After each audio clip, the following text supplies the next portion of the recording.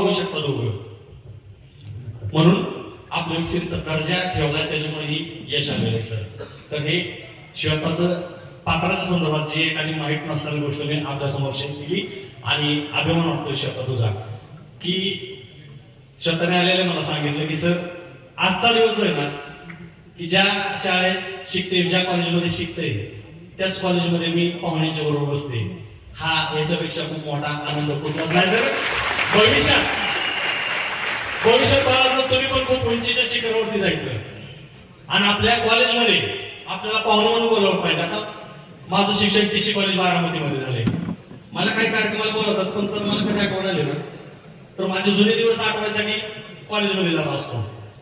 आणि जर मी कोण असतो गुंड मावाली चोरटा कोण, मला गेटच्या आत येऊन दिलं असतं का? जायचं पण सन्मानाने जायचं, त्यासाठी चांगलं बघायचं मला.